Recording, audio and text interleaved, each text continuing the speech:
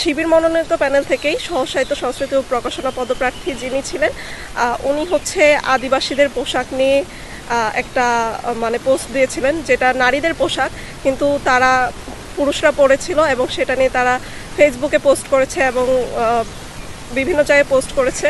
তো সেটা নিয়ে আমাদের অভিযোগ ছিল, সেটাও আচরণবিধি লঙ্ঘন ছিল।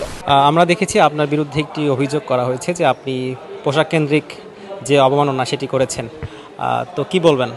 আমি চেয়েছিলাম যে যেহেতু আমাদের চট্টগ্রাম বিশ্ববিদ্যালয় একটি বৈচিত্র্যময় ক্যাম্পাস, এই ক্যাম্পাসের মধ্যে সকল ধর্ম বর্ণের আদর্শের মানুষ বসবাস করে এবং অনেক বেশি এটা তো আমি চেয়েছিলাম আমার একটা ভিডিও বার্তার মধ্যে আমাদের সকল ধর্মবর্ণের আদর্শের এবং সকল জাতিগোষ্ঠীর ভাইদেরকে নিয়ে একটি বার্তা দেওয়া, যে বার্তার মধ্যে থাকবে আমরা সবাই সম্প্রীতির একটি ক্যাম্পাসে বসবাস করছি। তো এটি করতে গিয়ে আমি যেমন মুসলিমদেরকে আনছি, হিন্দু ভাইদেরকে আনছি, সনাতনী ভাইদেরকে আনছি, তারপর হচ্ছে অন্যান্য সব ধর্মের মোটামুটি সবগুলোকে রিপ্রেজেন্ট করার চেষ্টা করছি। তো এমন একটি ছবির মধ্যে আমাদের কি সনাতনী ভাই বা চাকমা ভাইদের একটি পোশাক নিয়ে ক্যাম্পাসে গতকালকে থেকে আলোচনা চলছে।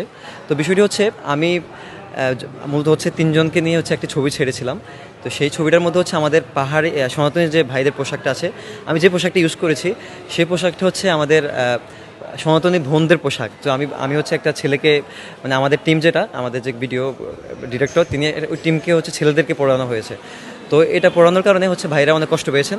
তো আমি এটাতে বলতে চাই যে আমি আসলে, যিনি আমার কস্টিউম ডিজাইন ছিল তিনি মূলত হচ্ছে এই কস্টিউমটা ডিজাইন করেছে এবং উনি হচ্ছে এটা নিয়ে আসছে, এবং আমি ওইভাবে ব্যস্ততা থাকার কারণে আমি এটা খেয়াল করতে পারি না, ভালোভাবে পর্যবেক্ষণ করতে পারিনি। তো আমি যখন এটা দেখতে পেয়েছি যে ভাইরা খুব কষ্ট পাচ্ছে, তো আমিও সাথে সাথে আমার পোস্টের সাথে ডিলিট করে দিয়েছি যখন আমি দেখতে পেয়েছি আমার এটা নিয়ে খুব আলোচনা হচ্ছে। এবং ভাই, আর আমি কেনই বা হচ্ছে নারীদের পোশাক পরে আমি কেনই বা পুরুষের মধ্যে আমি সংস্কৃতি চর্চা করতে যাবো বলেন, এটা কি আসলে যৌক্তিক হয়? তো এটা আমার জানাই ছিল না যে আসলে এটা আমার বোনদের, এবং আমার কস্টিউম ডিজাইন যিনি ছিল তিনারও একটা বড় গ্যাপ ছিল। তো পরবর্তীতে আমি আমার পোস্টে ডিলিট করেছি এবং হচ্ছে আমার ফেসবুক আইডি থেকে, 2টা ফেস থেকে, সব জায়গা থেকে আমি দুঃখ প্রকাশ করছি ভাইদেরকে জানিয়ে, এবং তাদের অনেক প্রতিনিধির সাথে, যেমন লিলিন চাকমা এবং আরও 3-4 জন তাদের অনুসারীদেরকে আমি তাদের সাথে যোগাযোগ করে তারাও বুঝতে পেরেছে যে আমার আসলে অজান্তে ভুল হয়েছে।